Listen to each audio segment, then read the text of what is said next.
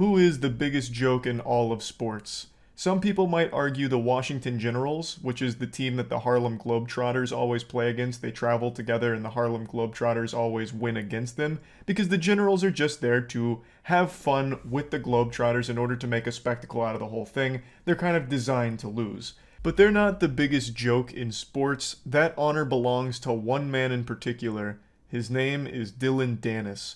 This goofball is someone you might have heard of because he's that coward that started a lot of shit with KSI, and then the second that it reached the fuck around and find out moment, like a week before they were actually supposed to fight, Dylan Danis backs out and weasels his way out of it, coming up with all kinds of pathetic little excuses, and then still tries to act tough. He's a washed up fighter who all he does now is just shit talk and then promotes scams on Twitter. People have more respect for the flies that hover around public porta potties at a fucking music festival than they do this man and his career. And yet somehow he finds a way to sink even lower. He was recently the primary clown in CoffeeZilla's newest video, where he got used like a fleshlight by CoffeeZilla in order to prove a point that Dylan Danis will promote absolutely anything at all as long as you pay him. And it turns out you don't even really have to pay him that much, all things considered. Just giving him a pack of cigarettes will get you like a 24-hour tweet promoting whatever vile scam you want. Like, it's actually pretty wild. So, CoffeeZilla's video exposes at least 20 scams that he's done in his past, as well as convincing him to do yet another one. You know, hop back in the saddle, get ready for the rodeo, and engage in another scam tweet that CoffeeZilla cooked up with a completely fake crypto project. And he wanted to see how much does Dylan charge, and does he do any amount of research at all into the things that he proudly posts on his Twitter. I know Dylan Danis can't even spell research, so the answer isn't shocking. It's a no. He didn't bother looking into what CoffeeZilla was paying him to promote at all, because if he did, if he spent even 3 seconds, or even just like an iota of a thought given to the project, he would have immediately realized that it's not real and it is a scam that he's about to post proudly on his Twitter. Because CoffeeZilla laid it all out in front of him. And it's not even like it was hidden in plain sight or anything. He literally spelled it out, word for word. In a contract he sent to Dylan Danis, it even says that it's not real and you're going to be the butt of a joke. It was literally, it was just there in the contract. And it wasn't even a long contract like buried in fine print. It was like a core piece of the contract that just says, this is basically a fucking scam. And Dylan still signed it. It's baffling. So I'm getting ahead of myself here. I'm just trying to give a general breakdown of the situation. Of course, the full CoffeeZilla video is going to be linked in the description. It's fucking beautiful per usual. I'm just going to show you some clips from it. But one other thing I want to point out is the reason CoffeeZilla went after Dylan Danis is because Dylan made a whole song and dance, a big hoopla about how bad he feels for everyone that got scammed by Logan Paul's Crypto Zoo. And that's what tipped everyone off to how many scams he himself has done, which led to this investigation in this video by CoffeeZilla, Oompaville, and Zach XBT. And it's a fucking amazing ride. It really is. Dylan Danis is an MMA fighter famous for two things: cage fighting and not fighting KSI. True. But on December 23rd, he decided to be famous. Also, apparently, I didn't know this until recently. He's not even famous for actually fighting. He's famous for just being a guy that, like, kind of rides Conor McGregor's dick. What's his actual fighting record? Because I said the same thing. I'm like, yeah, he actually fights. But his actual MMA record is 2-0. He has fought 2 times. Once in 2018 and once in 2019. Look at this shit. So he's not really a fighter. he's fought twice. Like, his whole claim to fame is, yeah, I'm a fucking stupid asshole. And that's it. And he won't even fight a YouTuber. 100% win rate, that is true. He is undefeated. But then again, so am I in MMA, to be fair. I am also undefeated. It's kind of meaningless when you don't have a whole lot of fights under your belt. Calling out the scammers. He writes in a tweet, "Damn, Logan Paul is a scumbag. Feel bad for everyone he scammed." Now, of Thanks, course, Dylan. No one's going to really disagree with this, so the likes rolled in. But what Dylan doesn't What a tell you saint. is he also What a has a saint. history of scamming people on Twitter. And what Dylan didn't know is that there was a detective watching him. That detective was not me, actually. I wish it was me. It was my buddy Zach XBT on Twitter who Whoa! said, "Damn, Dylan Danis is a scumbag. Feel Hey, this is all coming full circle. You might remember Zach from the BitBoy crypto thing. He was the guy that, like, tracked all of his moonshots and, like, called out a whole bunch of shit there. So I reached back out to Zach and I said, hey, good tweet, but I want to find out how many scams exactly this guy has promoted. So Zach started digging through the garbage bin of deleted tweets, and we found out pretty quick there were a lot more. What the fuck is it?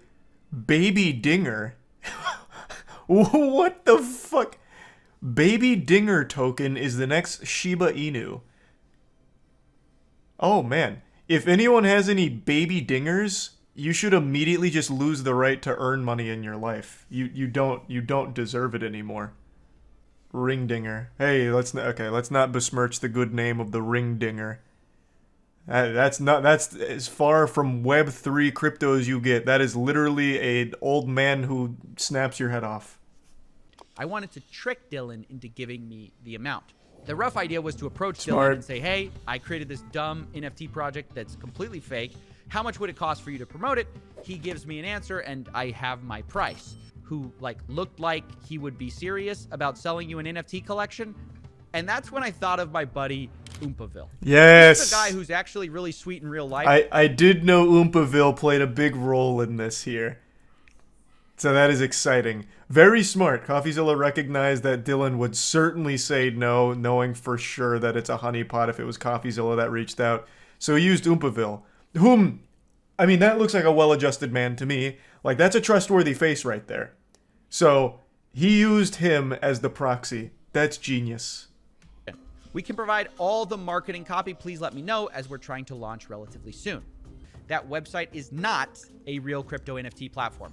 Nothing in this video is a crypto or real NFT, so Yeah, you cannot buy obviously, crypto. I want to be super clear, because Dylan immediately responds with, want to do a tweet? And then I love this next part. What is it? I like the order of that, let's promote it. And then underneath it, what am I promoting? And it's at this point I realized that it's secondary. this is not only my chance to find out how much Dylan gets paid for all these scam promotions, it's also my chance to test Dylan Danis. In fact, to do this, I basically copied almost word for word CryptoZoo's white paper, saying the following. Baby. Sour.gg may appear to solely function as an NFT collection, but it's much, much more. Sour allows users to earn sweet tokens that are openly traded via a yield that is based on the rarity of a given candy NFT. I'm going to tell you right now, Coffee, I love the attention to detail here. I think that is super smart. I'm not convinced Dylan Danis can read. I think he might be illiterate. So he just saw words on the page and he's like, man, this is legit.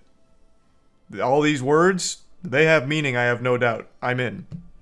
I am confident he had no fucking clue what anything in that white paper said. But I appreciate you went the extra mile and set it up that way for it.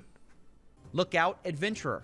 Now this is a sentence which means nothing unless you lay it out by the first letter of every word. And then it spells CoffeeZilla. Oh! So don't say I didn't warn him. And obviously, that's even way if too I smart hadn't for warned Dylan. him, Dylan Danis surely wouldn't promote a CryptoZoo project, right? Because he's, he feels too bad for the victim. And then ETH? Question mark? And at this point, I'm just a little surprised by how easy this all is. Zero due diligence is I'm not being surprised done at all. here. We have created the weakest facade possible for an NFT scam, and he's just immediately on board. After we settled on that, he sent me payment information. I am shocked he can even get 5K for a tweet. His Twitter isn't exactly what you'd call booming. The only time he gets engagement is when people are laughing at him. Like here, let me go to his Twitter real quick. Let's see, what's his most recent tweet? Because he deleted this one, I remember that. His most recent one is, if Alexander Volkanovsky beats... okay, it's a fight. I'll give one person who likes this tweet $1,500 and must be following to win. So he's actually having to do he has to farm. He has to do giveaway farming. But before that, it's literally nothing. And he got 8K likes on the farm. So even by those standards, that's pretty low.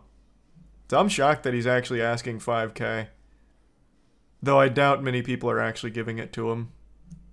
Dylan gave us a brand new crypto wallet just for this transaction. Whoa! Which seems to imply that he probably makes new wallets for every new deal he does, which is definitely not true. his own idea. And at this point, I realized I had a choice to make. Someone told him to do that. Take what I learned, present it to you guys, and stop this little charade I had with Dylan and make my video. And Dylan would just keep doing this because his fans wouldn't know. Wait, what Or was that I last one? Was that Face Riders? What the fuck? Did I read that correctly? Right before Baby Dinger. And Dylan would just keep doing this. Oh, I'm writing with Faceless. Gotcha. I thought that said Face Riders. I was like, damn, another fucking wild one. Because his fans wouldn't know. Which is actually pay Dylan to post a link to our fake NFT project. But the twist would be, as soon as he posts that link, it will become a website dedicated to every scam tweet Dylan Danis has ever done. And remember that this website would be linked by Dylan Danis himself to all of his fans until he kept the tweet for certain periods of time. And to my surprise, he agreed to the terms. And that's smart. That's super smart. Yeah, so space it out so that way you can get the most juice for the squeeze here off the tweet staying live. I can also promise you, Dylan Danis has no idea what any of these words he's using here mean. He's used too much punctuation. There's 2 periods in there. That's far more than his reading level permits. He's got percentage sign in there, some underlines, parentheses. Dylan Danis tapped out once he saw payment structure. He's like, all right, payment. I know that one. Okay, whatever else.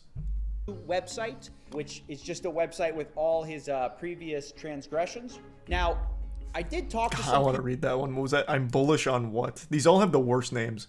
I'm bullish on Rock Smart Chain. Rocket Raccoon. Hype.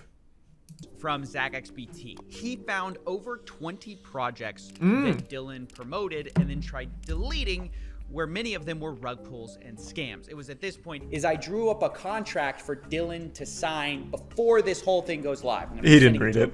And in it, I lay the whole thing out. And this is what I meant by headwinds. This is where he probably will catch us, because in black and white, I lay out our whole scheme right in front of him. So it literally says, like, you're going to be the butt of the joke. It says people aren't doing due diligence.